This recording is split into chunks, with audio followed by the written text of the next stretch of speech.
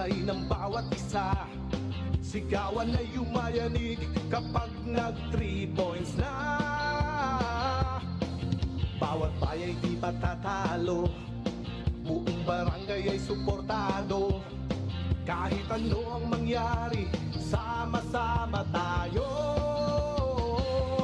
Basketball na muna tayo, iwasan na ang mga bisyo.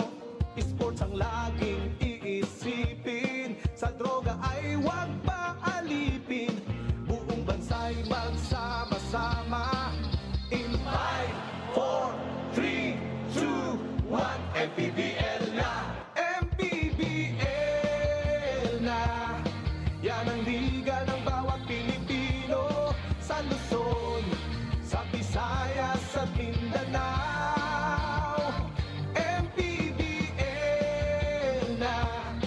Yan ang liga ng bawat Pilipino, sa Luzon, sa Visayas at Mindanao. Sa Luzon, sa Visayas at Mindanao. MPBL, Maharlika Pilipinas Basketball League.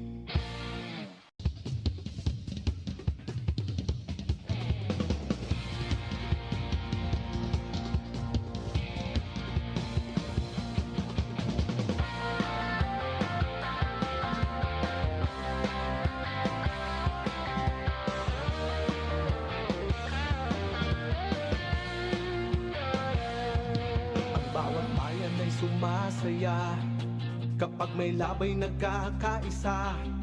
Luzon, Visayas, Mindanao, basketball na.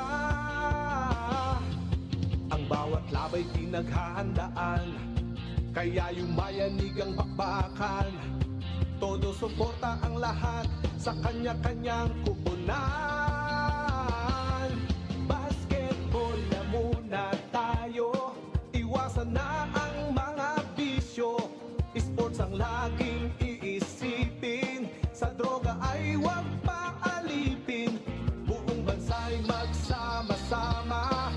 In 5, 4, 3, 2, 1, MPBL na! MPBL na! Yan ang liga ng bawat Pilipino, sa Luzon, sa Visayas at Mindanao. MPBL na! Yan ang liga ng bawat Pilipino, sa Luzon, sa Visayas at Mindanao.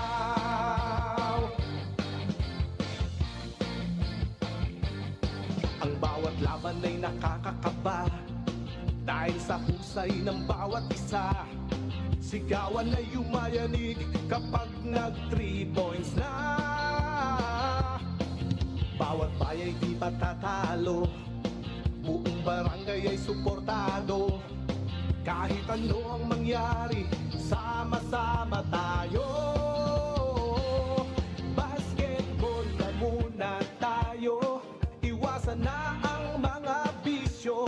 Sports ang laging iisipin, sa droga ay huwag paalipin. Buong bansa'y magsama-sama. In 5, 4, 3, 2, 1, MPBL na! MPBL na! Yan ang liga ng bawat Pilipino, sa Luzon, sa Visayas at Mindanao. MPBL na! Yan ang liga ng bawat Pilipino, sa Luzon, sa Visayas at Mindanao. Sa Luzon, sa Visayas at Mindanao. MPBL, Maharlika Pilipinas Basketball League.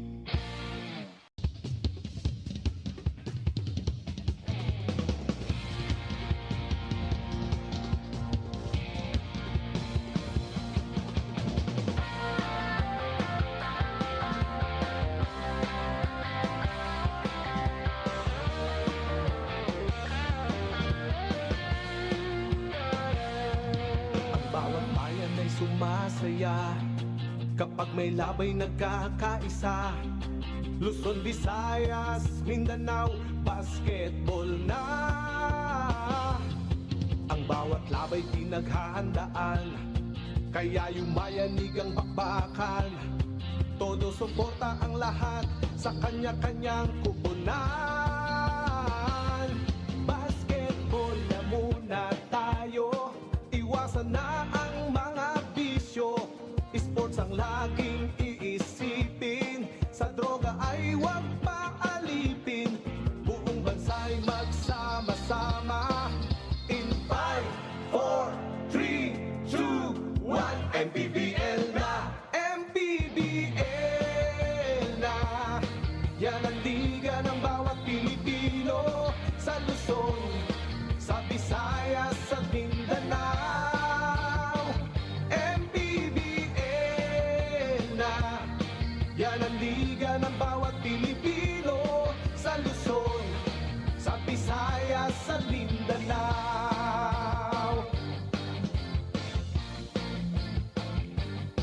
Ang bawat laban ay nakakakaba, dahil sa husay ng bawat isa. Sigawan ay yumayanig kapag nag 3 points na. Bawat bayay di patatalo, buong barangay ay suportado. Kahit ano ang mangyari, sama-sama tayo. Basketball na muna tayo, iwasan na ang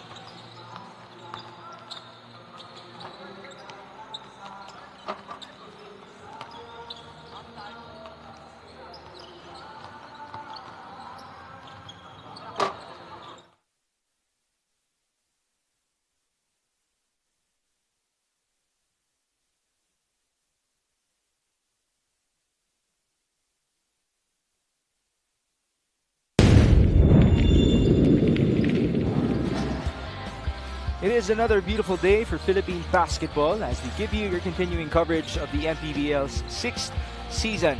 And we are coming back to you live from the Caloocan Sports Complex with a red-hot JP Cawilan, who's been averaging 16 points in their last 7 games for Quezon City. They're actually red-hot as a squad with a 3-game winning streak as well, taking on the red-hot Bataan Risers led by Jamil Gabawan, a team that has won 4 straight games in their campaign. Gabawan almost had a triple-double in their previous outing when he was the best player versus the Negros Muscovados. It is QC versus Bataan to begin things, and later on we have 2 teams in the South Division, South Cotabato taking on Davao Occidental. And then for our main event, Caloocan Bataan Kalug will defend their home court against the Negros Muscovados. Thank you for joining us, folks. This is Mix Gomez at your service, back with Coach Mike Perez. And Coach Mike, we showed JP Cawilan a while ago. He's been red hot, averaging 4 3-point makes per game in the last 7 games for QC. And what's impressive is yung consistent shooting. It's roughly averaging about 57% from the perimeter and again 32% from 3. It really is something that he's been exploiting. And the thing is, when he goes to the line, he gets fouled. Also, very good free throw shooter, 95%. And so, it's been really good for JP Cawilan. Oh, his recent success has contributed a lot into the playoff push for Quezon City. As you know, they're in a tight race with Rizal and Val City. To talk more about this playoff race is Andrea Indicio, our courtside reporter this afternoon. Andrea, go ahead.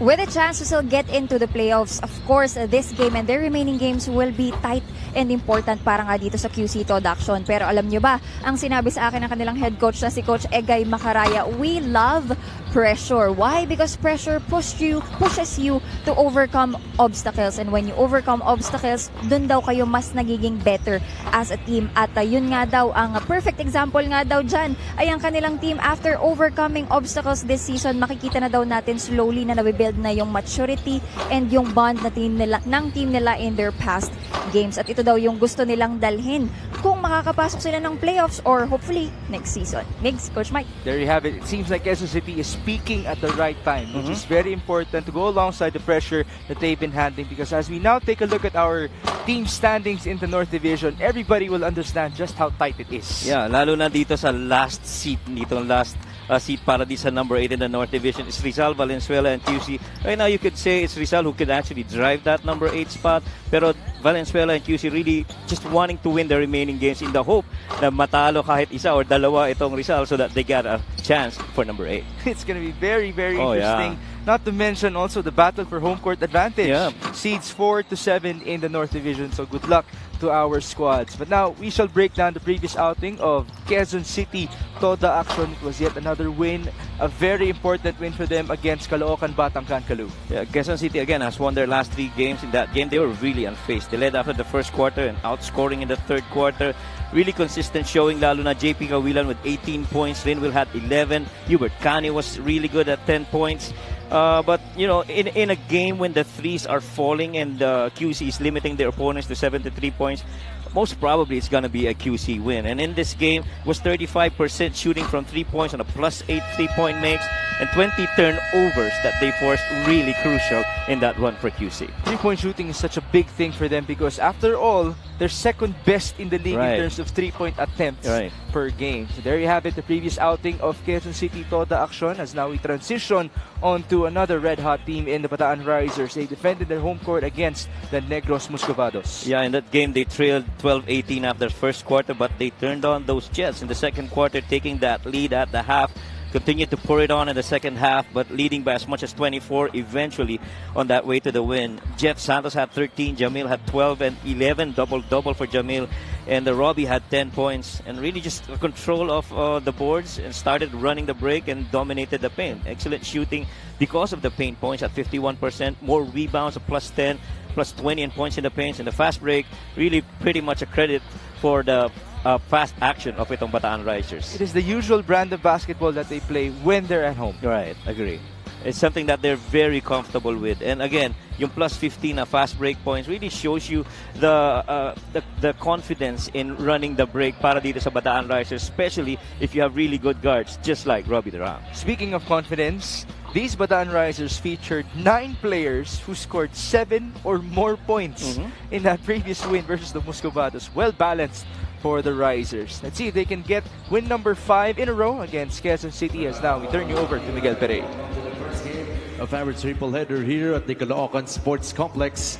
It's Quezon City versus Bataan Risers on the 2024 Manny Pacquiao's MPBL Season 6 presented by Extreme. Here are the starters, beginning with the Quezon City Toda Action Party List. Starting at guard number 0, Mike Are. Also at guard number 2, Chino Mosqueda. Starting at center, number 18, Jason Ballesteros. Forward number 17, Abdul Sawat. And the other forward, number 16, JP Kawilan. Their head coach is Egay Macaraya. Assistant coaches, Bong Ramos, Louis Bautista, Aileen Lebornio, and Ian Valdez. Team managers are Martin Go and JC Tan. Team governor is Charles Kimpo. Team owner is Joben Tai. Now, the starting 5 for the Bataan Risers. Kamayakos. Starting at forward number 39, Jamil Gabawan. Also at forward number 2, Carl Bringas. Starting at center number 14, Alex Ramos. Two guard number 10, Jeff Santos. And the other guard number 1, Robbie Taram. The head coach for the Bataan Risers, Kamayakos, is Goody Ilagan. Assistant coaches, Rene Baina, Brian Gorospe, Prince Cruz, Louis Cortina, Marvin Molines, Ogie Gumatay, Frederick Francisco, and Arvin Quinto. Assistant team manager is Shai Ramos Evangelista. Team manager is attorney Gary Palmero.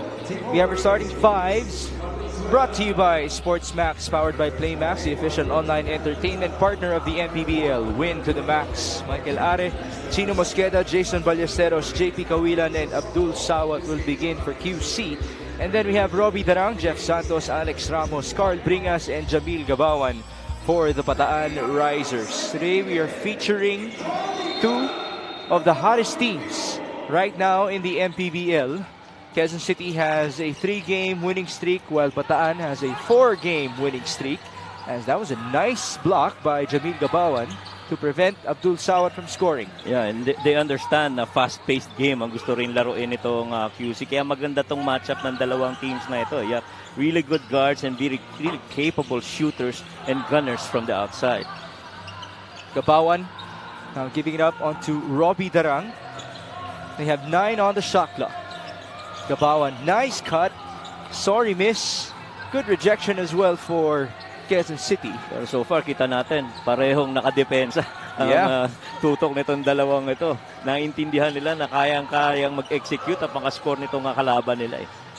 We did mention we still have playoff implications for Jason Ballesteros and Quezon City. Bataan is out of the race, but this is some sort of investment that they are doing for next year. Later on, we're going to hear more about that from Andrea Indicio. There you see Coach Ogie Gumatay back in action after he spent some time abroad with ICC.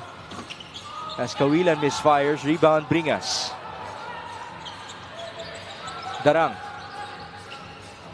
Alex Ramos, no high-low. Hand off to Jeff. Back to Robbie. Screen by Gabawan. He gets it up top. 9 on the shot clock. Jamil drives. Gabawan, no good. One guy ahead, it's Chino Mosqueda. And it's an easy layup. Yeah, and I'm sure si Jamil Gabawan in that situation, good decision to try and drive against the defense. But next season, you gotta make those shots because it opens up the lane a lot, lalo na para sa mga shooters and scorers itong Bataan.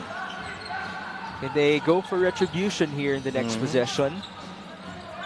Jeff Santos back up to Robbie. 4 on the shot clock. Darang drives. Right-handed shot. Obviously, that's not too easy for him. Hindi ganun kadali yun for Robbie. Little follow-up with the right hand. Medyo malayo no? Tsaka offhand. Offhand yeah. Michael Ari on the other end. Good help by the Risers defensively. This is Abdul Sawat attacking, hanging, and missing. The ball ends up with Robbie. Here's Jamil. Gabawan all the way. Yes. Jabil Gabawan very forceful every time he has that momentum downhill. Isa yan sa mga malalaking players that can actually run the floor and masipag both ends, no? Offense and defense. You mentioned momentum. He is bringing his momentum after scoring his season-high 12 points versus Negros. And he did receive a lot of love from his teammates in his best player of the game interview, as now there's a foul called on Jeff Santos. This fast break of the game is brought to you by Sports Max, powered by Playmax, the official online entertainment partner of the MPBL. Win to the max. Jamil Gabawan, ang pinakamasipag naman na laro ng Bataan. Oo. Getting those 2 points. Hindi po nanggaling sa akin yun, ha? Nanggaling sa teammates niya yun. Oo. Pero kita rin sa floor kasi sobrang sipag. I mean, wala kang makikita ang larong nakatayo lang yan. Palaging habol sa rebound, habol sa depensa. And that in itself should be the explanation as to why they rallied behind his back during his best player interview. Darang, the pass was a bit too wide for Carl Bringas. And it's very important para dito sa Bataan Risers yung fast break execution na yan. Kasi karamihan ng puntos nila dyan lang gagaling. So 2-point makes actually, and a lot of it really coming from fast breaks. As much as we argue that they are able to do it at their home court, they have to do it on the road as well. Yes, agreed. Most of your games happen on the road. As there's a charge called on Jason Ballesteros.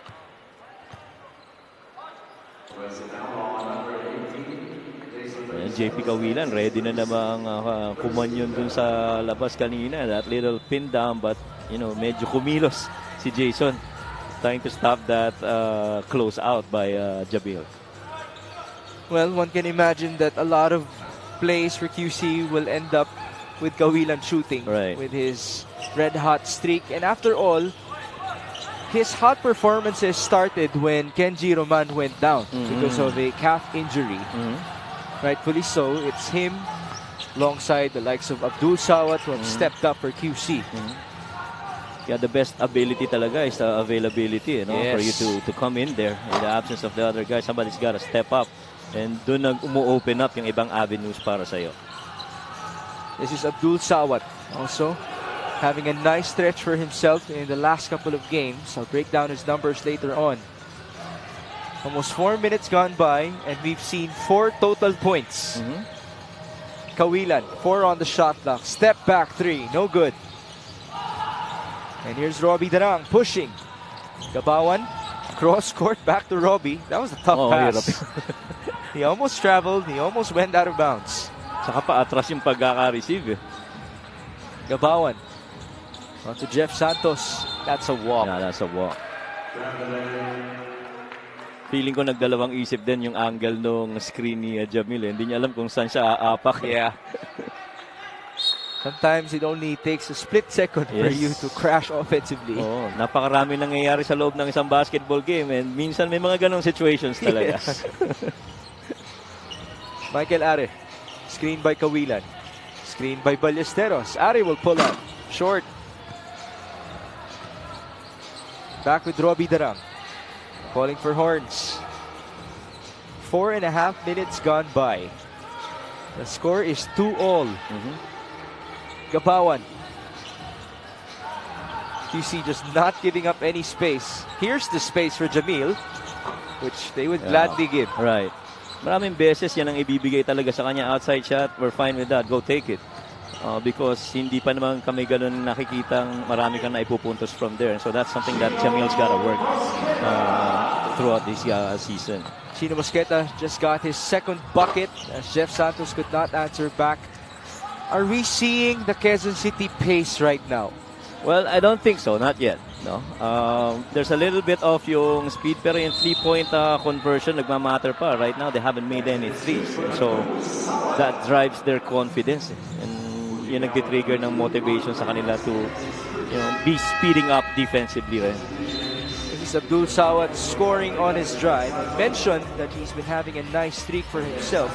In the last 3 games, he's averaging 16 points per outing, which is the highest that he has averaged in that long of a span in his career. As now we go to Andrea Endicio. Attorney Gary Palmero, the team manager of Bataan, sees his team as a late bloomer. But kidding aside, for him, the bloom was important.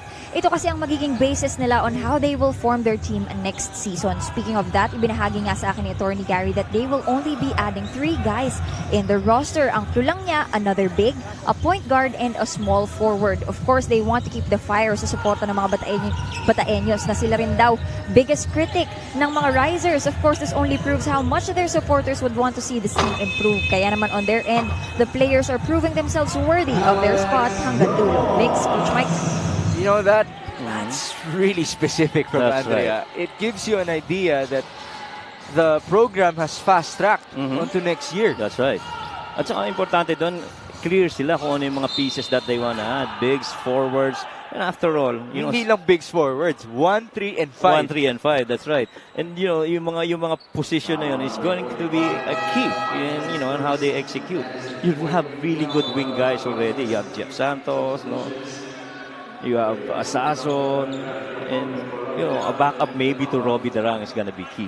Well, Andrea did mention they need a 1. Right now, it's Dom Vera, not a natural 1 That's to take right. the point guard position. That's right. Okay, I'm glad that Andrea mentioned that because as I was driving to the venue, I thought of the lineup of Bataan. And I realized, nanggagaling Taipei itong ICC.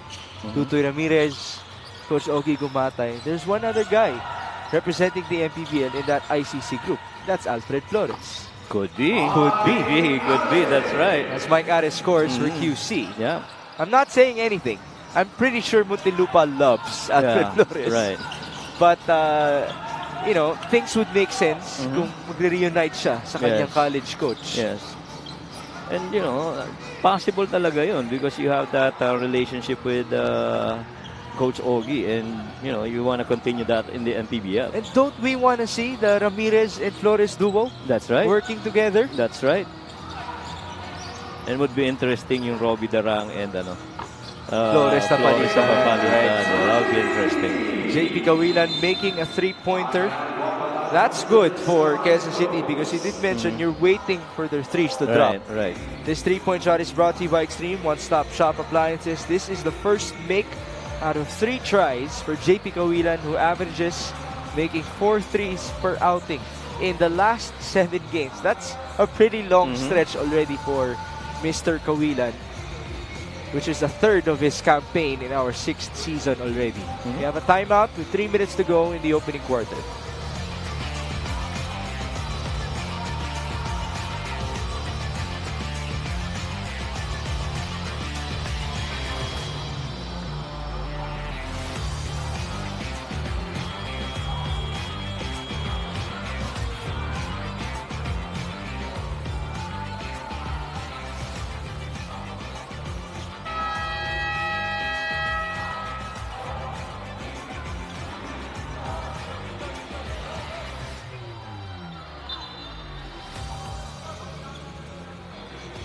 We have our fans of the game brought to you by Jinky Skin.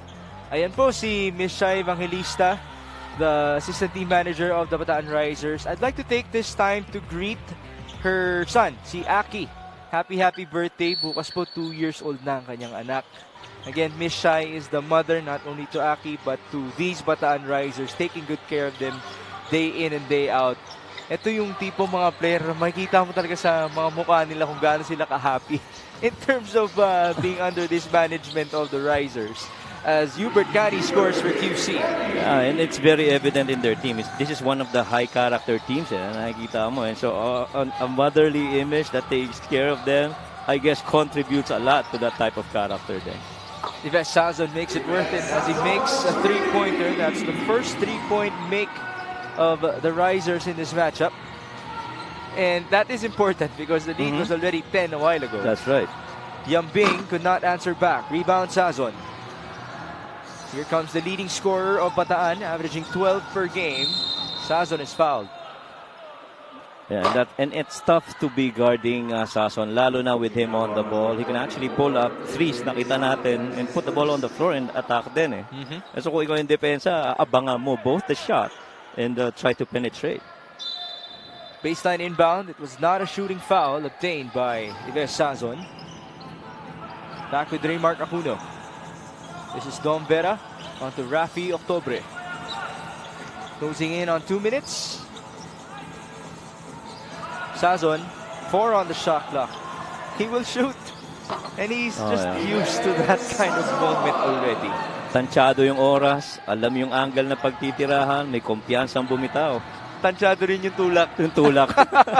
Hindi offensive foul kay Sazon. Hubert Cani drives and scores. Bahagya lang kung 16-9. 90 seconds before the end of one. Dom Vera going to Ives Sazon. Back to Dom. Ives up top. Screen by Rafi. 10 on the shot clock. Sazon. Pull up. Short. Good box by Jonas Tibayan. This is Ray Bienes, who also has had to step up in view of that injury to Kenji Roman. Bienes.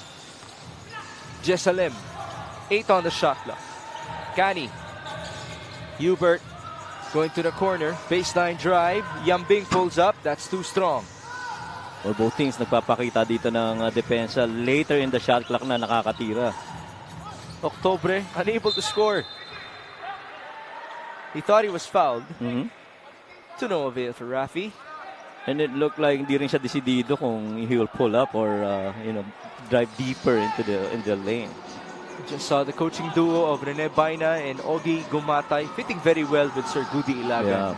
Yeah. It's like a three-headed monster for that coaching staff of Bataan. Among the others, of course. Malalim yung coaching staff na yan. Yeah. Sazon, nice drive. And 2 more points for him. 7 points so far for Sazon. Out of the 11. Right, out of the 11. Bench scoring working for these risers, which has been a theme all season long. Ito yung tipong kupunan na hindi mo alam kung sino yung puputok Correct. any given night. Right. And many multiple scorers capable doing that in different nights. I remember looking at their season averages. 15 of them average double-digit minutes. Right. Ganun kagulo, ganun masaya ang rotation right. ng Bataan. Anyone can contribute. 16-11.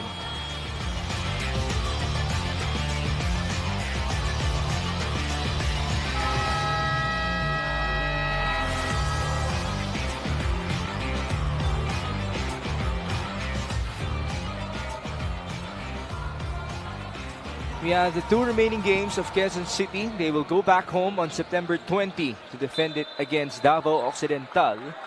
That's going to be big because Davao is also fighting for seeding in the South Division. And then on September 30, they will end their regular season campaign versus Bicolandia. Yeah, and crucial yan because, again, they're at the point gustong manalo as many games as they can and also hope na matalo sa last 2 games itong Rizal para may chance sila at number 8. One of those 2 games of Rizal will be against Nueva Ecija. Right, that's the last one, I guess, na makakalaban nila. Second to the last. After that, it's Marikina for the Golden Coolers. 5 seconds to go before the end of one. Hubert Cani. No foul there, no conversion. And that's going to do it for our opening quarter. Mitchell Minus did not hear the buzzer. Now that's a guy who has to feel comfortable at this venue because the last time that he was here in Caloocan, he scored 33 points. Yeah, and you don't want this guy to be exploding in this quarter. And the execution right now, 3-point shooting, medyo 1 out of 5 lang ang QC, but you see the momentum they're building also for their team. It was a good start, but we did see the answer from Ives Sazon. Right. 7 out of the 11 points coming from him off the bench. On the other end for Quezon City, pretty well balanced as Hubert Cani and Chino Mosqueda have 4 points each. This first quarter score is brought to you by GameX. GameX Sports, the official online basketball lending partner of the MPBL. Basta ending, GameX.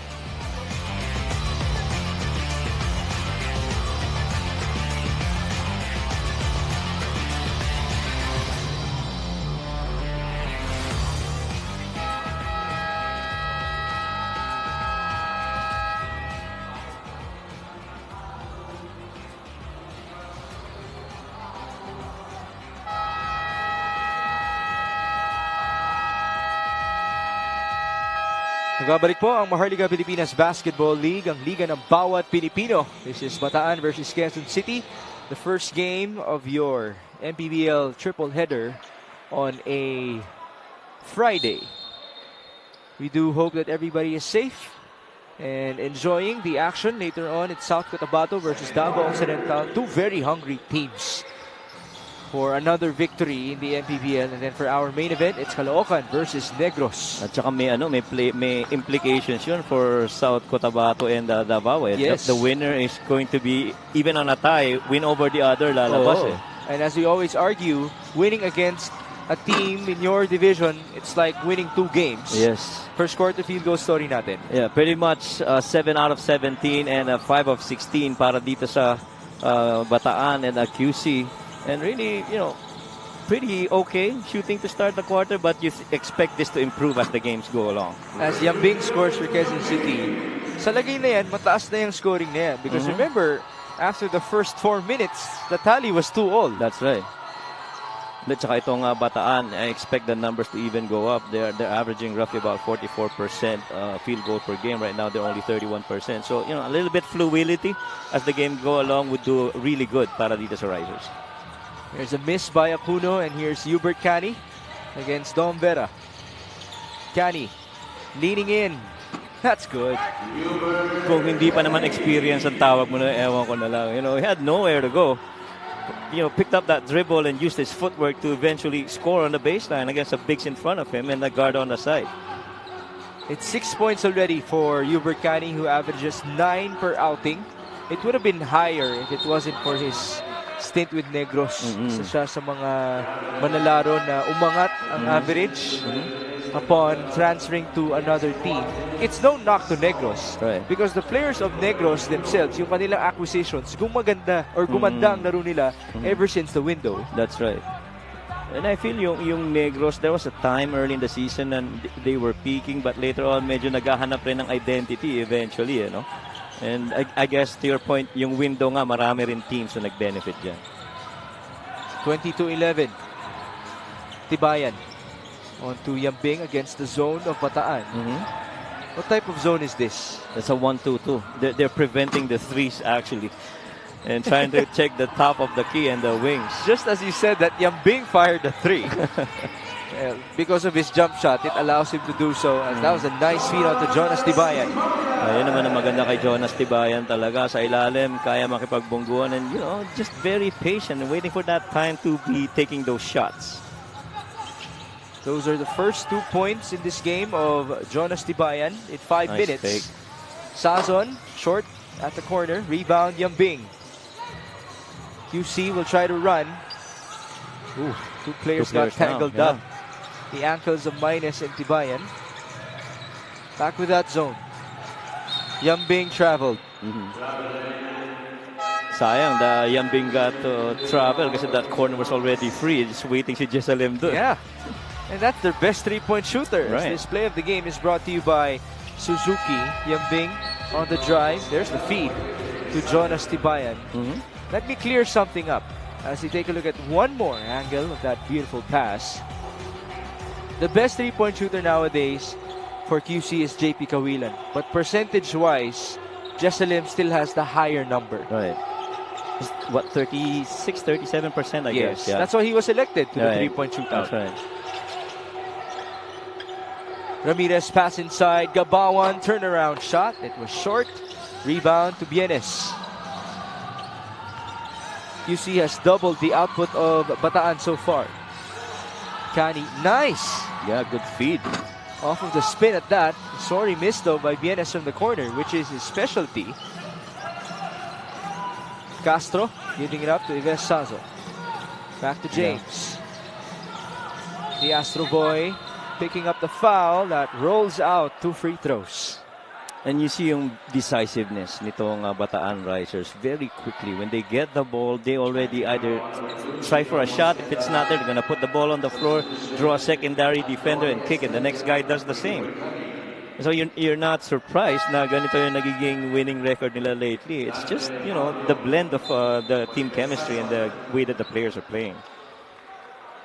I'd like to think that having Ives Sazon and James Castro in that sequence also helps. Yes. Kasi proven scorers na yan. Dalawang yan dito sa ating liga. As Kawilan returns with Sawat and Ballesteros. Castro will shoot 2 gimmies. The Season 4 All-Star of the Risers alongside RV Bringas. Castro, lately though, has been picking things up. Averaging close to 6 points per game. As we go back to Andrea Endicio. JP Kawilan shared to me that he's unsatisfied with his shooting this season. Kumbaga kung ikukumpara daw niya, bumaba daw siguro yung shooting percentage niya ng mga 10 to 20% from last season. Mas naging volume shooter daw siya ngayon, pero kung makakapasok nga sila ng playoffs, his team will be needing the numbers. Speaking of entering the playoffs, Ray Bienes, who is celebrating his birthday today, says that's his wish for this year. At kung mananalo nga raw sila ngayon in this game, syempre may pakain daw siya pag nakumpleto sila in practice. Back to you guys. Kailangan manalo muna. Yan ang importante. Makatikim ng libre. Itong Quezon City from Ray Bienes. Happy birthday to you, Ray. As Andoy Estrella gets a cleanup inside. One of the really good additions then on the window. Itong si Andoy Estrella. I mean, a seasoned guard, very experienced alongside Chino. And remember, this is a guy who used to play for QC before. Yes. May halaga na sa kanya ang kupunan na yan. As one of those players who upset Makati in the first round of Season 2 when they were the 7th seed in the North Division. Rafi Octobre makes the 3-pointer. Hirap talaga pag si Rafi nasa corner, lalo na baseline out of bounds. Isang hakbang lang pa atras niyan. Yes. May tira pa sa labas eh. Tapos ang taas ng release. Ang hirap sa palpalin, di ba? First 3-pointer for Rafi Octobre. He averages 11 points per game as the second leading scorer of Bataan behind Ives Sazon. Chino Mosqueda going to Andoy, mid-range, in and out. Rebound Rafi, one guy ahead. Great recognition, and that's a breakaway for Tutoy Ramirez. And Ramirez really is, one guy that I think can also build on the guard slot, and he's been pretty solid para dito sa Risers. I won't be surprised if next year his numbers would drastically increase, especially if he still has Coach Ogie Gumatay at the helm. As this fast break of the game is brought to you by Sports Max, powered by Playmax, the official online entertainment partner of the MPBL. Win to the max, nice outlet pass. It's Rafi Octobre looking like a quarterback. And there you have the touchdown provided by Tutoy Ramirez. It is 24-17.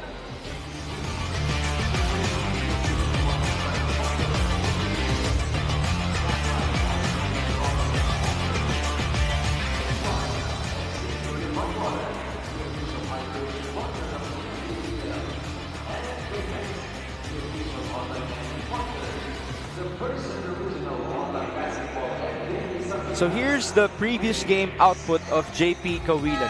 18 points, 3 steals, 4 rebounds. Yeah, and it's just a solid outing. Yung confidence na tumira sa labas. Look, attempting 13 times from there would be a run na talagang hindi magme-make. Pero he stood there and stuck with it. And so the 5 made threes. Minsan talaga, hindi yung misses ang binibilang mo, yung makes rin talaga. Of course. Understanding na, I usually do this in practice. Tinanong ko si JP before this game, ilang threes para sa'yo ang marami? Sabi niya, more than 3. Yun ang marami. So, kung tutusin, normally speaking, marami na yung 3. But because he has the green light, syempre, kahit paano, yung challenge sa sarili niya, umangat na. Remember, last year, he did this with Sarangani, with Jeff Viernes in the lineup. At saka yung talaga, yung the want to improve in that department and the confidence, really what's boosting him to continue to do that. May mga shooters kasi minsan pag nagmimintis, wala na eh, tumitigil yung attempt. You have to keep on shooting and have a short memory if you're a shooter. Bataan is now closing in, trimming the lead down to 5. Yeah. As Kawilan operates inside. Sorry, miss. Sawat on the follow. Basket and 1. Yeah, 2 things that were key in that execution. I love that break where in a zone break na pinagagalaw mo yung wing and guard to one side. It really just relocates the other bigs. Ito, kaya nakakuha ng rebound dito si Sawat because of that relocation. Jason had to relocate and he had time to grab that rebound from up top. That was the first rebound of Abdul Sawat in this game. I have to mention that because he's been averaging 8 rebounds in the last 3 outings, including his beautiful performance versus Bacolod City. He was best player back then in that matchup that happened inside the Phil Oil Eco Oil Center. And he did tell me that it's because he had this wake-up call from Coach Egay na biyan na siya na kailangan niya na mag-produce. Right.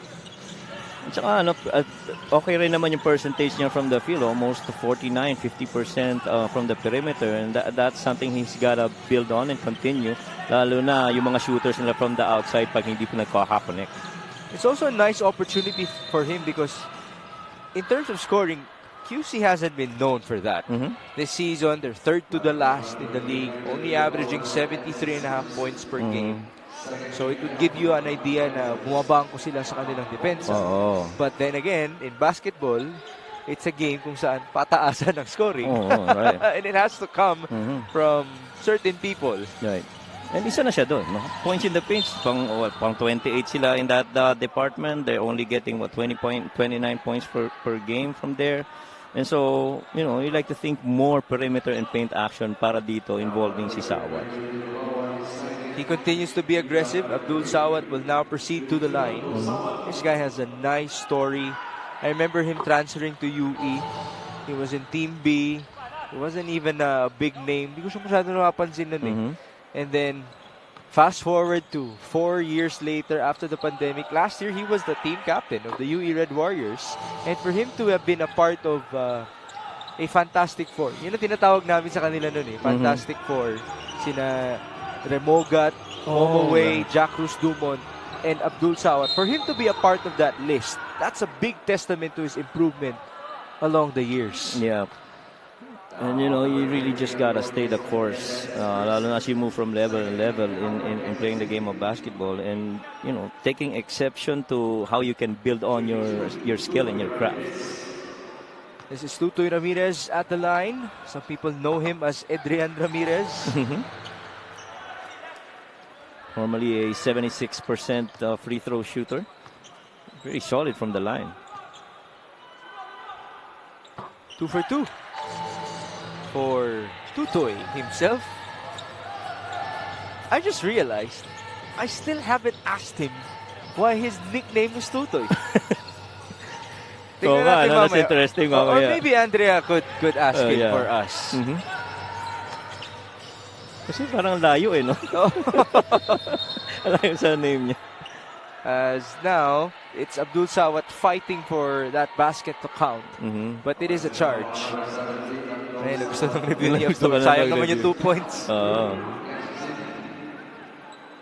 It's 28-21 and 3.5 minutes to go before halftime. Ramirez brings it down against Andoy Estrella. Screened by Gabawan. Cross court, Dante Pagio. 10 on the shot now. Ramos up top. Ramirez will fire. Too strong. Oh, that's There's a push. loose ball foul. Yeah. Oh, it was against Pagio, as it seems. Yeah. He came from the back. And Coach Ogie will challenge. Yeah. Pagio, the whole time, thought that it was Sawat called for it. Kaya palabas na no? Inbound na sila. Coach Ogie, quick to ask for the challenge. This is our first for today. We'll take a short break.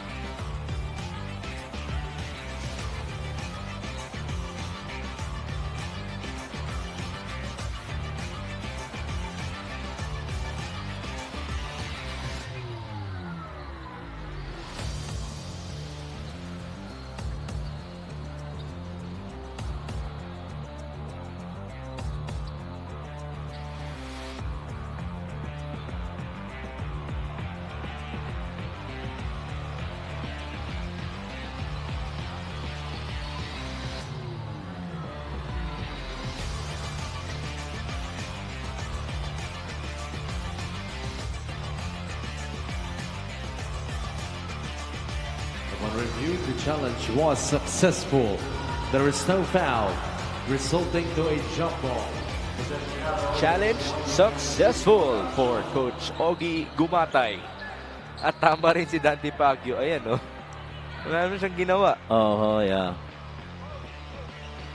I thought all along yung left hand yung humatak eh. Di pala tumama. So we just had to follow the jump ball. It would still be Quezon City possession. So it doesn't change too much. Pero yung foul. Yung foul ni Pagyo lang yan ang hindi wala. mariregister. Right. And as Coach Louie would sometimes argue, message received. Yun lang yun eh. May gustong iparating ang mga coaches natin as Michael Are had the ball slipped off of his hands.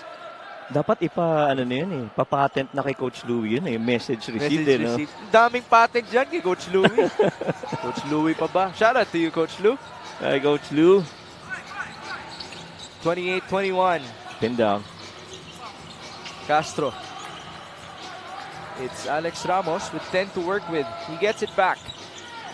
Good challenge by Ballesteros. Yeah, ganda ng rotation. Ramirez to There you Pagyo, go. mid-range. Yeah. Yes, sir.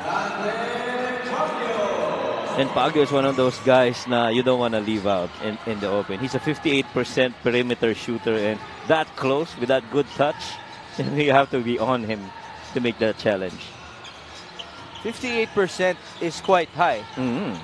Numbers-wise, that would put you in the top 10. Actually, top 5 pa nga eh. Right. But because of volume, wala siya sa listahan natin. Mm-hmm. As Pagyo scores again. Nice feed by Castro. Yeah, streaky shooter din si Dante Pagyo, you know. If he gets into a rhythm, you expect susunod-sunurin niya yan. Bataan now has trimmed the lead down to 3 points. The biggest was 12, a dozen for QC. Hindi pa lumalamang ang riser sa ating laro. Michael Are, no good on the reverse. One more chance. Sawan. Nice pass. The birthday boy. Short for Bienes. That was a good look. Castro. Behind the back. Now he needs a teammate. Alex Ramos hands it off. Ramirez asking for the screen. Babalik si Alex. 6 to work with. Ramirez. Tough shot. No good. Rebound. Kuya Bale. Under a minute remaining before halftime. Sipag rin na Ramirez dumipensa eh, no? Michael Are left open though. Here's James Castro. No numbers for him. Wisely pulls it back. That's right. Yung mga moment na kapag tinuloy mo yun, papagalitan ka afterwards. Bakit mo tinuloy? Alam na ni James Castro yan. He will drive. Behind the back, that was too wide. Okay na. Okay na Maganda na sana. Kung hindi wide yung pasa, ang lalim na receiver. Almost but not quite. Pero sabi nga ni Ariana Grande, almost is never enough. Oh. Kilala mo naman yun, no? Kilala ko naman gawa ng mga anak ko. Okay. Turnover story, 7-5 in favor of Quezon City. Pero yung points of turnovers also favoring itong QC. They're making the most out of the turnovers that they force. Yambing, ultimate jump shot. A three-pointer that will increase the lead to 6 points. We have 6 seconds to work with. Robbie Darang, Alex Ramos for 3. No good.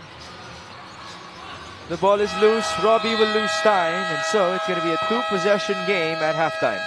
Yeah, and still that lead continues to be on the side of QC. Well, the shooting percentage hasn't gone the way of Bataan yet, but you'd like for it to come back for them. The turnovers that they gave up really gave those points to QC. This halftime score is brought to you by GameX. GameX Sports, the official online basketball lending partner of the MPBL. Basta ending, GameX.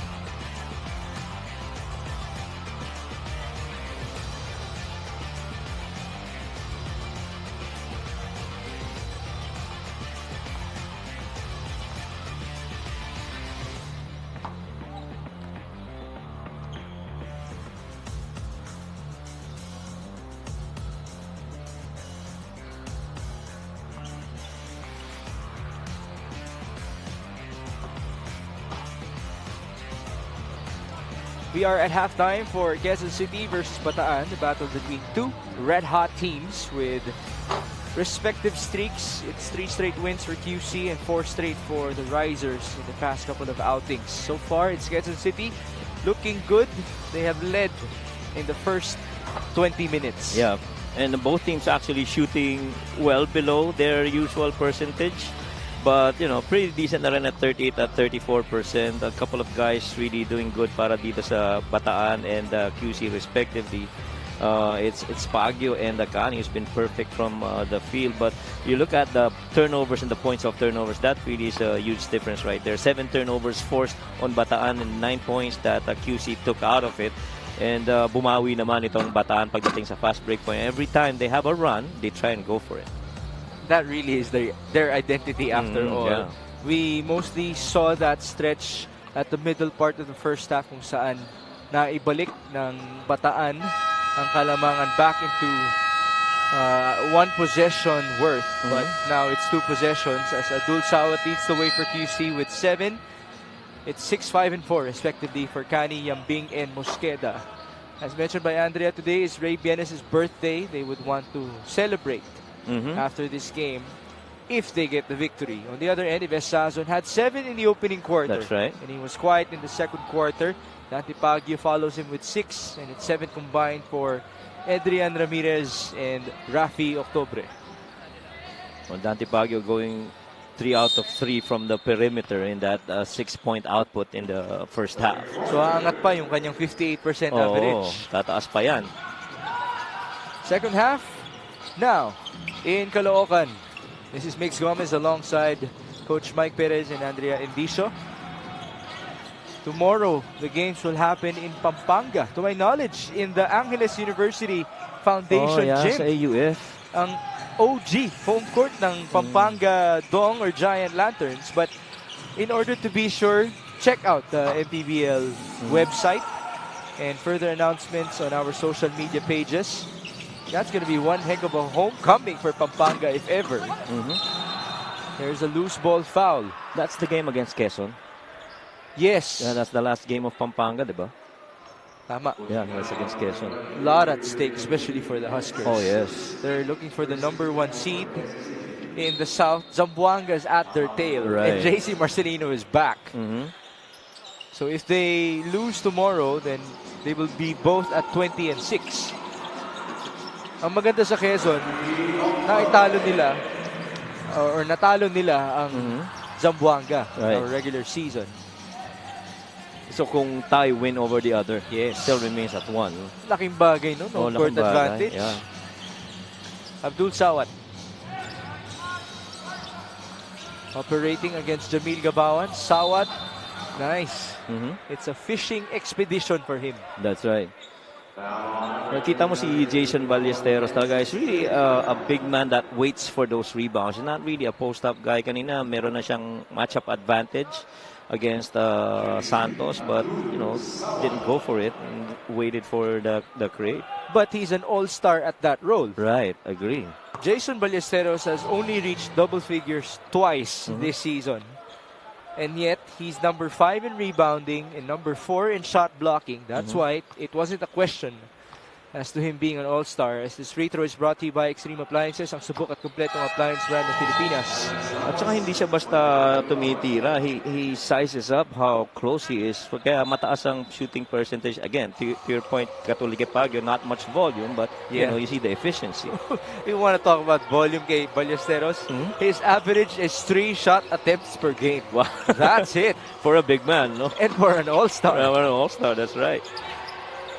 There you go, almost a block. Not clean though for Kuya Bale. That's how his teammates have called him since his Pasig City days. At saka si Jason, you know, he's so valuable in this rotation. You know, 27 minutes per game just shows you na yung sentrong slot na yun halos sa kanya na eh, no? Yes. Para dito sa QC. Actually, nag-extend na yan eh. Sa lagay na yan, he's used more this year compared to last year under Coach Boyet Fernandez, which he has had to accept. Kumbaga, more conditioning pa yan para sa kanya. Alam niyang mas mapapagod siya, mas macha-challenge siya, but he's up for it. And he would like to make the playoffs once more. And the thing is, hindi mo nakikita ang nagde-degrade yung laro niya, even with that very long minutes on the floor. 33-27. Sawat staying aggressive. That's just very good to see from Abdul Sawat. Yeah, and, just basic read right there. He saw all the action coming from upstairs. Probably yung baseline is libre, so just dropped that foot on the baseline side and claimed it. Nobody in there, even the help didn't get. Abdul Sawat is now up to double figures in this matchup. He has 11 on 3 out of 6 shooting. And his free throw shooting is excellent, 6 out of 7. Maganda yan, 61% normally.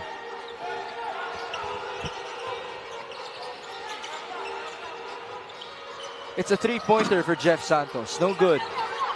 Rebound, Ballesteros. And we're back with QC. Abdul Sawat has the leather. They're up by 9. Over 2 minutes gone by in the third. JP Kawilan at the middle. Back up onto Michael Are. The drive and the feed. Sawat. 7 on the shot clock. Kawilan. Who will shoot? They go to the corner. It's Are. No good. Forward pass. 2 men available for Bataan. 2 points for Robbie Darang. And again, it's fast break scoring for these risers.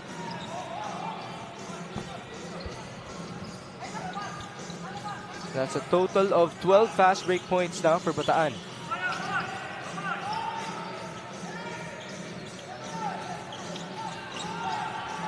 Are goes to Kawilan. JP shoots. No good. It's not the smoothest afternoon for him. Kawilan is only 1 out of 6 from downtown.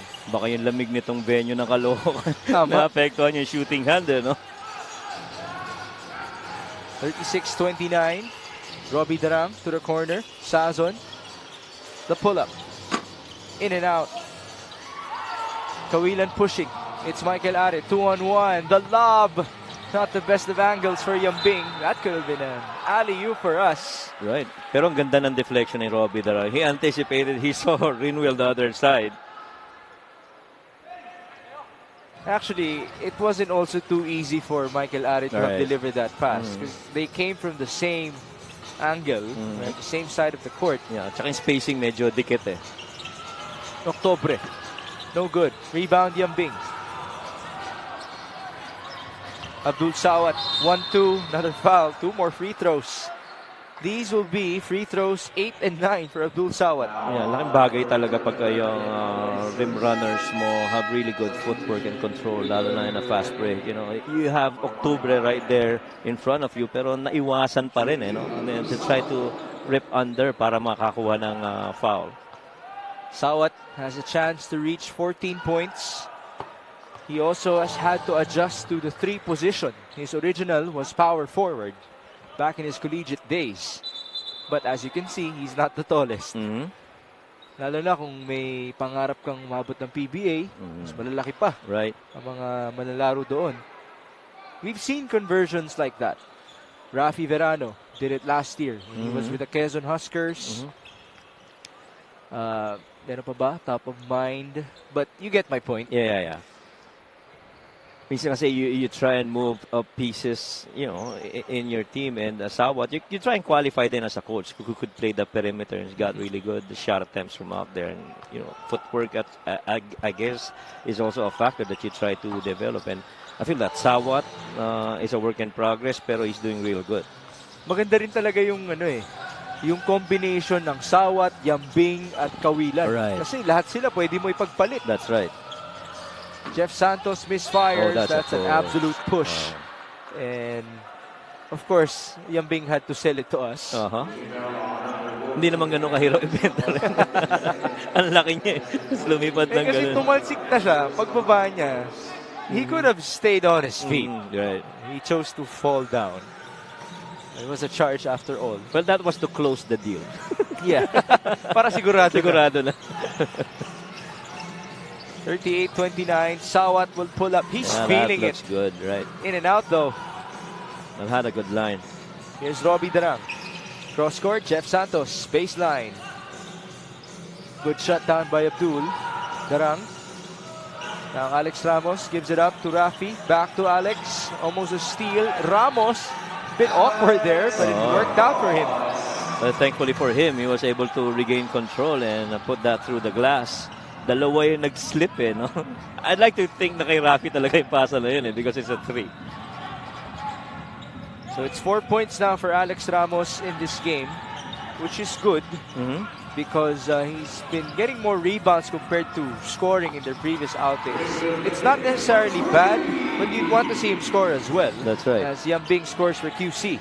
Well, ibang klase talaga yung elevation sa jump shot ni Rin William Bing, lalo na from 3. He takes it at the apex of his jump. Here we go. Look out, William Bing! Oh!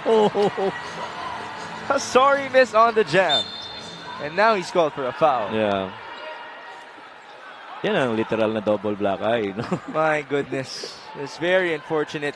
Everybody was anticipating the slam. Yep. This guy participated in the dunk contest. He had so much space. Mabagal pa yung pagkaluwa ng bola. Much to the dismay of Coach Egay Macaraya, of course. Mosqueda returns, replacing Sawat. Yambing defending Sazon. The lead is 10. Again, the biggest was a dozen in the first half for QC. Sazon, that's his shot. Short, loose ball foul. And yung shooting percentage has really not, gone to the favor of Bataan. This three-point shot is brought to you by Extreme One-Stop Shop Appliances. This is three-pointer number 3 for QC in this game as compared to only 2 for the Risers, making your point. Yeah. Actually, overall, hindi magandang three-point shooting natin. Right. It's at 5 out of 33 combined. Exactly. And so, sobrang layo. QC, sinasabi natin, mas magaling na 3-point shooting team. Right, ay na 16%. Normally, they're at 27, 28%. So, it's relatively pretty down. Ang Bataan, anong average? 30. 30. Yeah. Sazon, 2-pointer. So that breaks the spell for him. His first 2 points since the first quarter. And hopefully that starts a little rhythm para dito kay Ives. That is needed by the Risers. He is their leading scorer after all. As Yambing misfires. Rebound to QC. The ball goes to Coach Egay, which means possession will belong to Bataan. And Carl Bringas will return for Rafi Octobre. Yan talagang gusto ma-admire mo rin kay Jason. Long or short rebound, hahabulin talaga Hindi yung long rebound, kaya ng gwardiya kumuha dyan. But he really exerts effort in understanding. Kumbaga parang approach niya, the point scored, rebounds is my point scored Right. With that, he has surpassed the season average of 9 rebounds per game. Baliceros is now in double figures. The only guy to reach 10 boards so far. After him, it's William Bing with 7. Minus attacking. He lost the ball. Good help by QC. Right.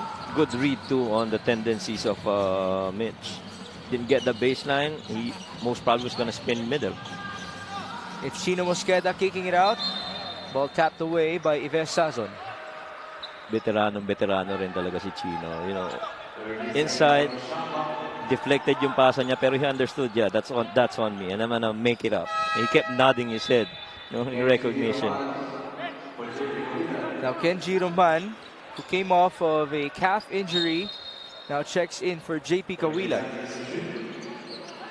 Kenji, though, is looking good. Relatively speaking, his body shape, especially if you compare it to last year, he lost a lot of weight already, and he's moving a lot better as Hubert Cani makes a three-pointer, and that extends the lead to 11. And that brings, maybe a little combination of good inside and outside para dito sa QC. When you have Hubert Cani connecting from the outside, and, lanes would really start just opening up for the other guys to score. Hubert Cani is now up to 9 points. That's his first 3 in this game. 44-33.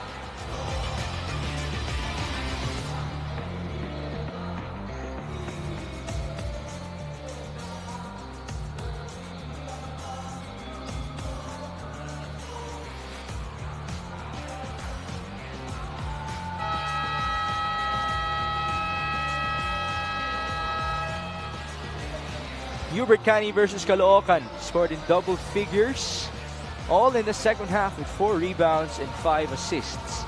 He is looking good as the main point guard of Quezon City. Tutusin, maganda rin yung combination niya with Chino Mosqueda para sila nagiging off guards. Yeah, agree. Pwedeng switchable yung dalawa. Point yung isa, off naman yung isa. But one thing that really has shown improvement scoring-wise would be the three-point making of Hubert Cani. He's shooting 35% from there. And the free throws are even good then. Pretty decent at 77%. Roughly 8 out of 10. That's good. 3-point shooting, 7 out of 36 combined. But it is obviously better for Quezon City. Sazon will fire. No good. Rebound Tibayan.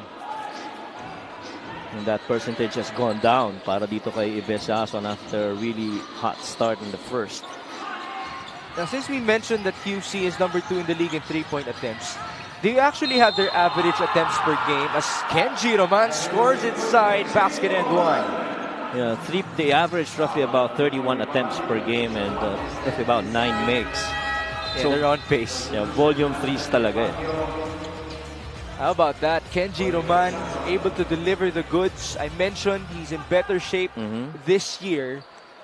And that's actually the reason why he got the calf injury, ironically. Why?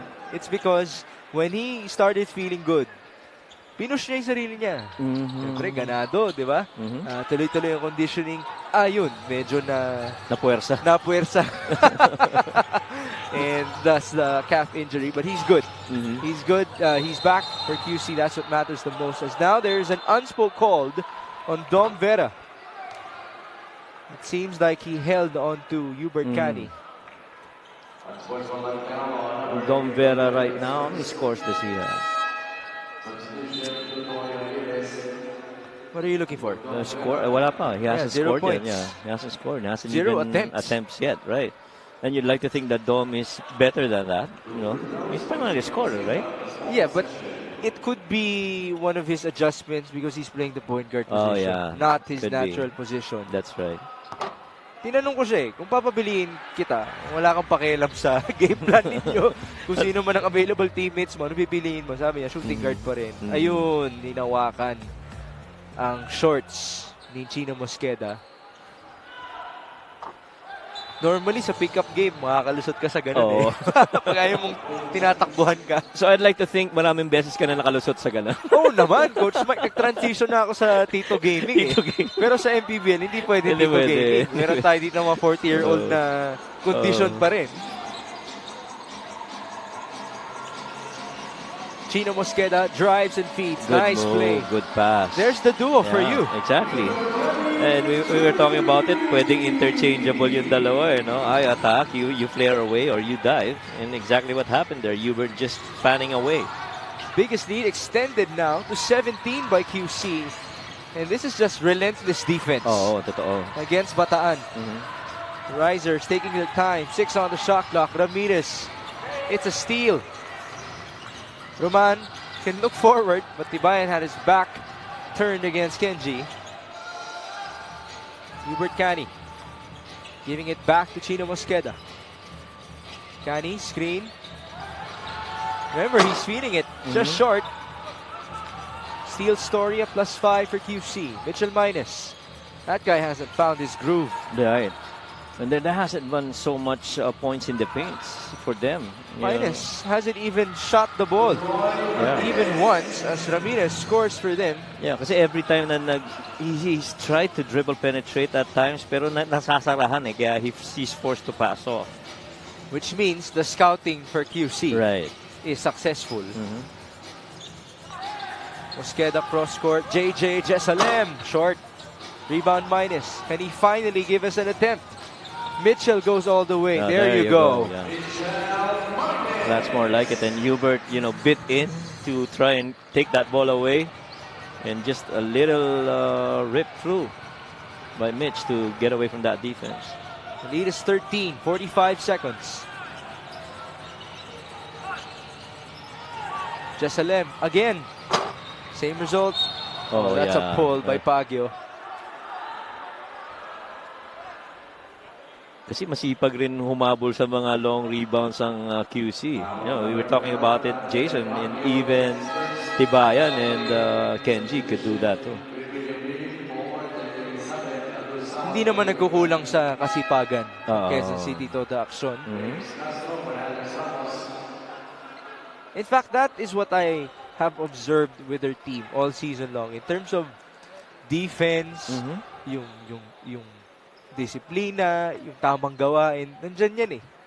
Yung challenge talaga nasa scoring eh, para sa kanila. Totoo. But now we're seeing great signs. Yes. With their additions, with the improvements of their players. And let's hope that they are actually peaking because the playoffs are ahead and they're trying to vie for a spot. At even if they qualify, as Tibayan scores for them, even if they qualify, ang kanilang mga kalaban ay San Juan or Pampanga. To collect. So, ilululusot ka rin talaga sa difficult situation. That's why, even if you make it there, you have to be prepared for the next round. And kaya kung nandun ka sa dulo, win as many as you can na para at least may momentum ka, may confidence ka going into that game. It's gonna be tough, but at least you have that confidence. Well, they like the pressure, as mentioned by Andrea. This is Abdul Sawat, 1-2. That rimmed out. A sorry miss. But it's okay. All smiles at the bench of Quezon City because they're up by 14. Yeah, and I like that attempt by Sawat, really just rattle out. These highlights of the game are brought to you by SIP Plus, the official hydration partner of the MPBL. Elevate your hydration. Yeah, and this is because of a lot of runs forced by QC because of the turnovers.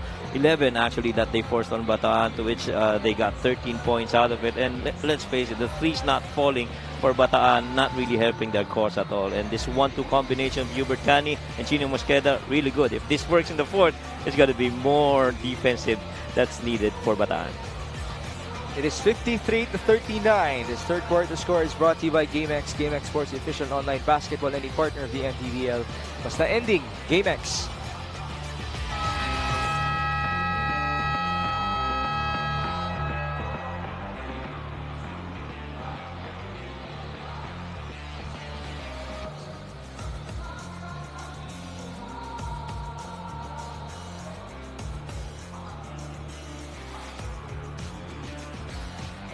Presenting our Suzuki Muscular and Sporty fan of the game, just like the Avenus, do more and achieve more with the Muscular and Sporty scooter from Suzuki.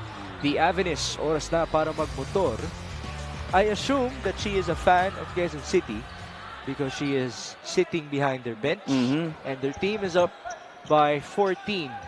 Andoy Estrella will be starting as the point guard of QC in the fourth against Mitchell Minus and the rest of Bataan. This is Bix Gomez, by the way, alongside Coach Mike Perez and Andrea Endicio for your MPBL Friday.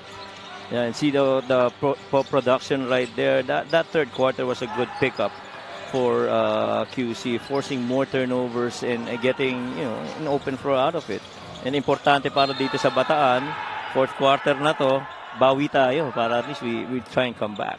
Well, they tried to play it fast. With Tutoy Ramirez attempting a layup. Kenji Roman had his hands up. It was almost a clean block. But he was called for a foul and Coach Bong Ramos said, bigay mo na. Mukhang may body contact eh. Pero, maganda yung naging decision ni Tutoy Ramirez to try and attack immediately. After all, hindi nakaset up yung depensa and deep in you, you're a good finisher and fast break too. Now, let's go to Andrea. To answer your request, Megs, kaya daw Tutoy ang nickname ni Adrian Ramirez is because he grew up in San Antonio, Quezon, to which I already understood why. Na-adapt na kasi ng Quezon ang accent ng Batangas since magkapit-bahay lang. And being the bunso of their family, siya ang pinaka-Totoy. So everybody calls him Tutoy. Speaking of Totoy, another Totoy here in Bataan would definitely be Robbie Darang, who shared to me that stepping up in this veteran-filled team was hard. Siyempre at 24, a Totoy indeed. But thanks to the guidance of his closest kuyas, James Castro and Jabil Cabawan, he grew to the player that he is right now. Makes Coach Mike. Nadamay pa si Robbie Darang. Natotoy siya dito sa Caloocan. But thank you for that, Andrea. So that answers our question. Now I get it. Kasi may kasama ako sa work dati. He's from Batangas. He calls our mga kasamang bata Utoy. That's it. Tutoy and Utoy. Ganun din, bunso din yun. Mga bunso, yeah. Okay. Totoy kasi, alam ko na yun. The U made me question it. Oh, yeah. But apparently it's the same thing. Eto, redemption. William Bing, one-handed jab. And that's not gonna happen again. That's what he says. I'm gonna make sure I finish this right. And he had to flex afterwards. After all, they're up by 16. Mitchell Minus, can he be more aggressive? He still passes it up. Tutoy Ramirez from downtown. You might ask, why does he pass up? Because may help na nanggagaling sa kanya and that corner is helping out. You gotta give it up. Minsan it's not about the selfishness. Sometimes it's really within the play of the system that you have to execute. Yambing to answer back. Alam mo, pag umaangat si Witt, kinakabahan ako sa ankle niya. Yung bagsak no? Yeah. Baka malanding spot. Inadvertently, pwede mangyari. William Bing soaring high for that board. It seems like he's a lot more energized now ever since that missed dunk. Yambing will drive. Step back, charge. Nasobrahan sa energy. Nasobrahan sa energy. Medyo napahawi ng bahagya. This play of the game is brought to you by Suzuki. This time, he will not be denied by the rim. William Bing soaring high, convincingly, with that one-handed slam. And that's the 17th or 15th point of turnover that QC has gained. With deflections and steals. Gabawan, great patience. There you go. They're gonna need more of that. They're down only 11. They still got time. That's 4 points in this game for the previous best player of the Risers. 57-46. And QC's not out of this yet. 11 points down, 7 minutes. And their threes have not been falling, so hindi ka pwede maging kumpiyansa. A three. Nice block by Gabawan. And now Ballesteros and Kawilan will return.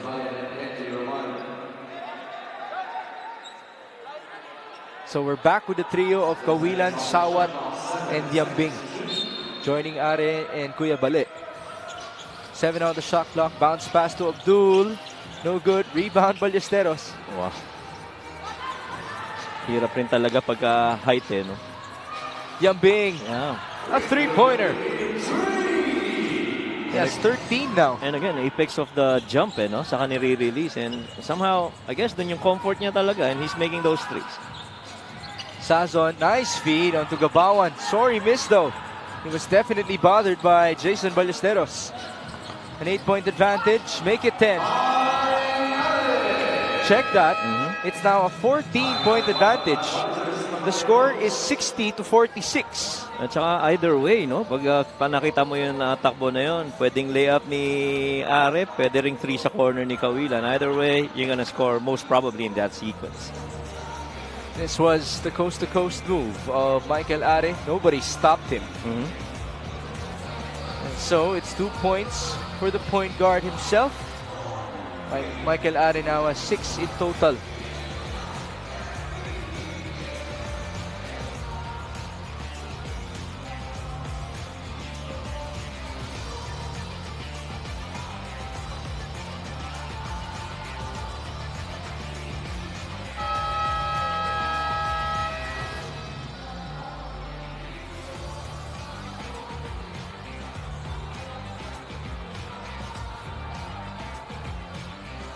This fan of the game is brought to you by Jinky Skin, present here inside the Caloocan Sports Complex.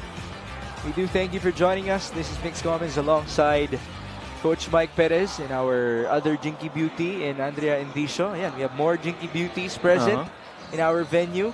Ito, Jinky Beauty din ba? Si Commissioner Kenneth Doremdes. Looking good in white alongside our head of security, Rudy Distrito, and head of basketball operations, Emer Oreta.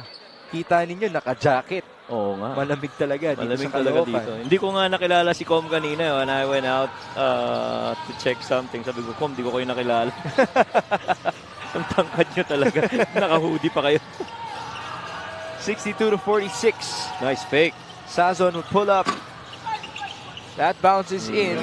It's not the smoothest of outings for Ives. He's only 5 out of 15. But he is in double figures. And that really good start in the first really helped him in this production. Pero you know, it's how you finish. You got to finish strong if you're gonna win. Mosqueda onto the corner. Back to Chino. Sawat saw an opening. Abdul, too strong. Offensive rebound. Skip. Kawila's wide open. Yeah. 9 on the shot clock. Back to Sawat. Baseline drive. Abdul, reverse. Oh, yeah. Yes! Well, the moment na nakita niya yung long closeout na yun ni Jamil, immediately attacked baseline, exploited it. Ramirez. Unable to score. Good defense by Are. And now Ballesteros goes down. I wonder what this is about. This is very concerning if you're QC. Right. The referees have to stop the play. Right. He's holding on to his right ankle earlier.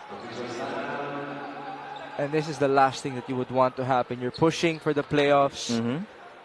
This is a gigantic league. And if you're going to go up against the San Juan Knights or the Pampanga Giant Lanterns, you need Jason Ballesteros. Definitely. I mean, eventually those bigs of the top teams, you're going to have to contend with them. And, you know, Jason's going to be a key part of that for QC. But this is a good sign. He's able to walk. He's giving a thumbs up to his bench. Natapilok. Yeah, that's what he's gesturing on to us. Diyan mo ma-appreciate yung mga high top na sapatos eh, no? Oo nga. Kahit papaano. I mean, I'm sure if that was a low cut, medyo may diin ng konti yung ano na yun. I have experienced that. Yung patupino yung ankle ko. Tapos naibalik nung pagiging high cut ng sapatos. Laking bagay. Ibang klase rin yung protection eh, no? Michael Are. No good. Rebound Ramirez.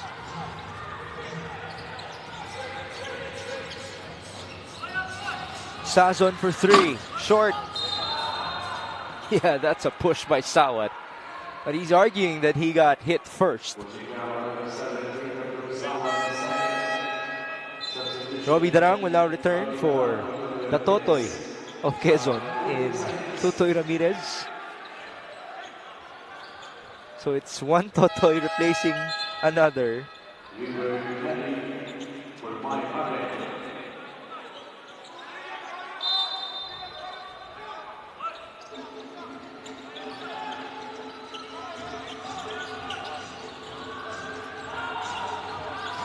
Robbie Darang down the middle. Nice feed onto Jamil Gabawan.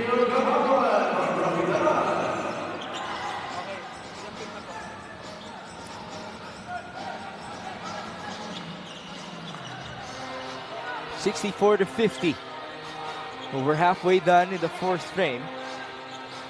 QC is well on its way to get their fourth straight victory, while Bataan's 4-game winning streak is at stake. Abdul Sawat, nice fake. Yeah. Back to Hubert Cani all day. Yeah. And kita mo talaga yung hanap yung 3. Hinahanap yung 3. And you generate that closeout, you gotta find the other guy that's free. Pantala sa side ng Bataan, sinubukan tong makbo. Wala. Then, you know, we try and find another way to score. Robbie Darang able to deliver. He's up to 4 points, which is not that good, obviously.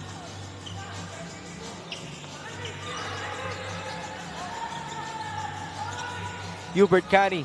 Heat check. Back-to-back threes for Hubert Cani. He has 18 points. Yeah, 7th 3-point make para dito sa QC. They're just one down from their usual 8 makes a game. On the other end, it is a 2+1 opportunity for Jamil Gabawan. Yeah.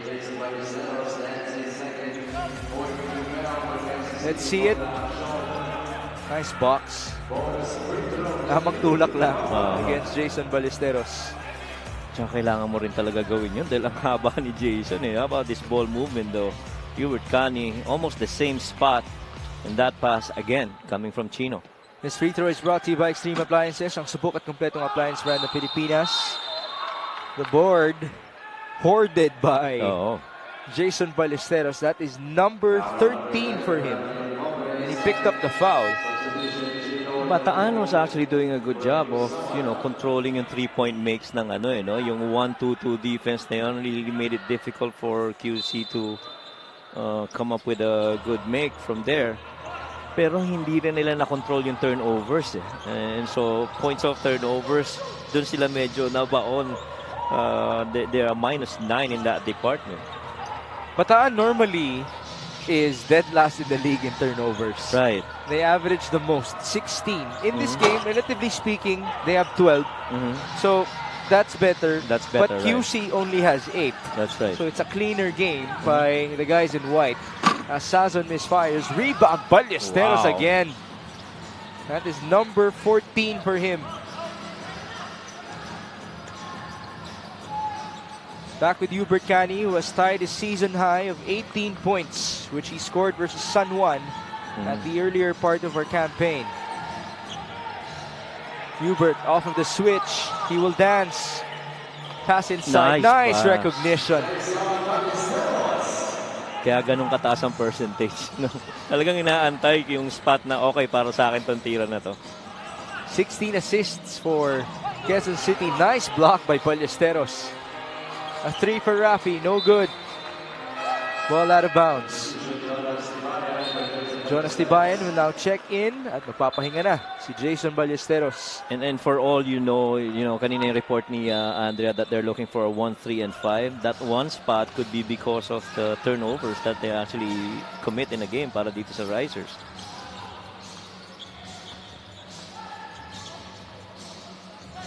Two minutes and 17. The lead is 18. If QC proceeds to win this game, then they would be the third hottest team in the league, behind the winning streaks of San Juan, Binyan, and Nueva actually. So they would be the fourth hottest team. As these last 2 minutes are brought to you by GameX. GameX Sports, the official online basketball ending partner of the MPBL. Basta ending GameX. And it's so important for them to at least sweep the remaining games for QC. No? They'll get what? Davao and Bicol ba? Last 2 games? Tama ba? Yeah, we showed that a while ago. Right. It's Davao and Bicol. October scores. This is done. Just to clarify about what I said about the hottest teams, magtatabla sila sa Nueva Ecija. So they're still gonna be the third hottest alongside the Rice Vanguards.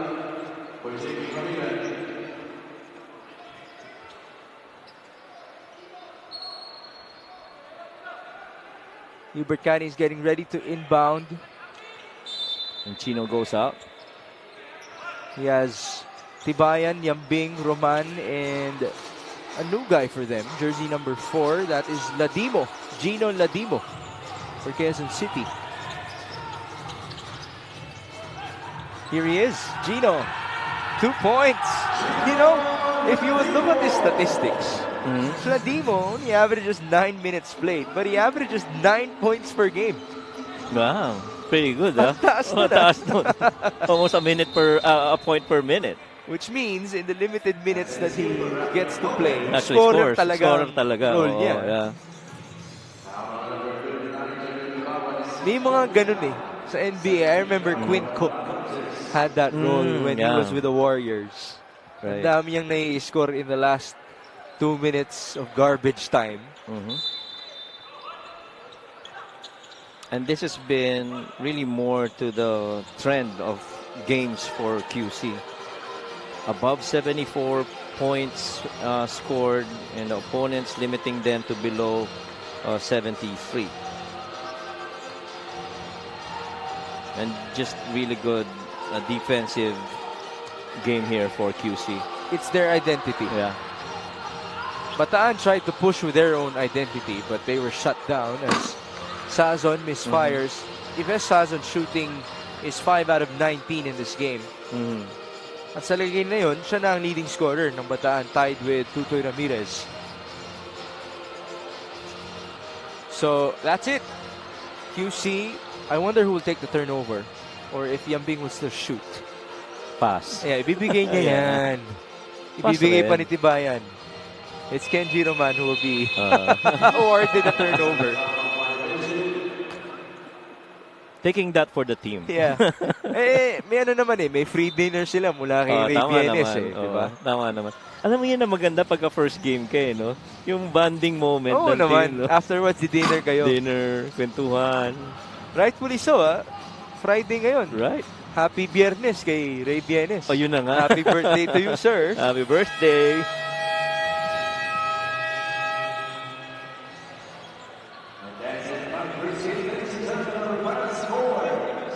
So there you have it. The final score is 76-60. Before we go, I'd like to greet a happy birthday to Sir Clark Joseph Cassie, Boss Otep of the Accounting Office of SJDM Cornerstone College. Pinapabati ka ni Coach Brian. Naalala ko siya dahil sa birthday ni Ray Bienes. At ngayon, may picture taking na nagaganap between William Bing and Rafi Octobre.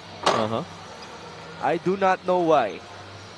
Pero kung idol man ni Yambing si Octobre, what a story that's gonna be. That's a good story. As this best player of the game is brought to you by Daily Fantasy. Dito sa Daily Fantasy, hawak po ang laro.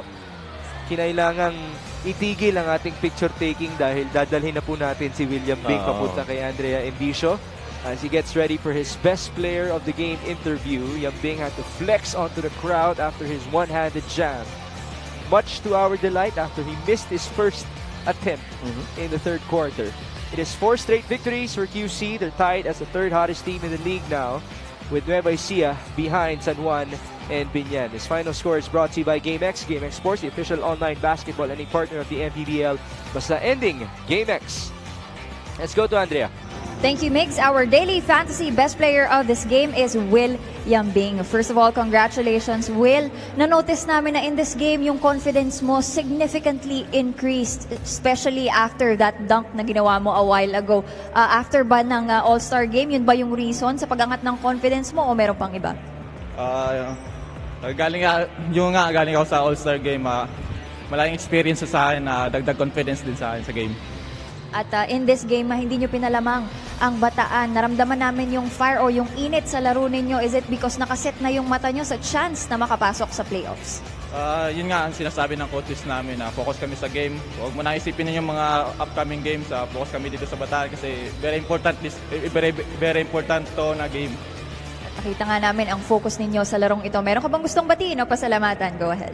Una-una, pinasalamat ko si Lord. Binigay yung panalo sa amin ngayon. Binabati ko yung team owner namin na si John Bentay, to the Action Party List, G&T Plasticware, Paito Racing, Eco Drive, at sa lahat ng sumuporta sa QC to the Action. Binabati ko yung girlfriend ko na si Kia Tina Cabilao at binabati ko rin yung teammate ko na si Ray Bernes. Happy birthday pare! Good health palagi, ingat ko palagi. Alright, thank you so much. Once again, that is William Bing, our best player of this game, brought to us by Daily Fantasy. Dito sa Daily Fantasy, hawak mo ang laro. Back to you, Mix and Coach Mike. Tignan mo, pati si William Bing na pare Biyernes para sa atin. It's a happy Friday for Quezon City after all. Happy birthday to Ray Bienes. And they truly deserve this celebration later on. Up next, we will feature two teams who are very hungry for a victory as they try to snap their losing streaks in the South Division. Thank you for joining us. For Andrea Endicio and Coach Mike Perez, my name is Mix Gomez. At magbabalik pa po ang Maharlika Pilipinas Basketball League, ang liga ng bawat Pilipino.